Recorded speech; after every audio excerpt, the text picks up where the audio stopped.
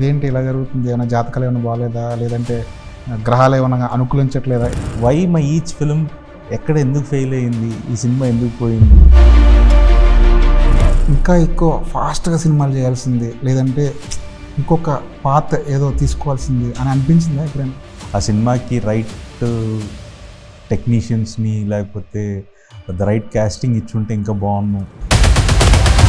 ఒక పెద్ద కుటుంబం నుంచి వచ్చినప్పటికీ కూడా సినిమాల పరంగా గైడ్ చేయవలసిన వాళ్ళు ఎవరు లేరు వెనకాల.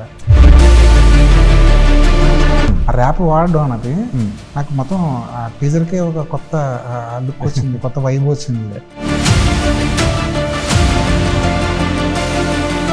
మంచి సినిమా కదా, రావాల్సినంత అప్లాజ్ రాలేదేమో. Was a big disappointment. అంటే అనుకున్నంత సక్సెస్ రాలేదు. నారా రోహిత్ ఈ సినిమా చేస్తున్నాడు, ఒక పెద్ద టెక్నీషియన్ తెచ్చిపెట్టవచ్చు కదా, డబ్బులు ఉన్నాయి కదా. లోపలికి వెళ్ళిన తర్వాత ఆ బ్లాక్ రూమ్లో జరిగే మ్యాజిక్ సినిమా, అది కదా. అంటే అది బాగుంటే అన్నీ బాగుంటాయి అంటాను. దానికి కూడా ఎగ్నెస్టే కదా మీరు, అలాంటి యాక్షన్ సీక్వెన్స్ కూడా చూసే ఆడియన్స్ కూడా చంపేనా కొడుకునే ఫీలింగ్ రావాలి. అవునవును. ఈ Malayalam the so much content, brilliant writings, even Kannada they making brilliant. అవును. ఇలా ఎందుకు చేయరు తెలుగులో? సుందరకాండ్ అనే టైటిల్ చెప్పగానే మీ ఫస్ట్ ఇనిషియల్ రియాక్షన్ ఏంటి? వేస్ట్ ఇది. ఎప్పుడు పొలిటికల్ ఎంట్రీ?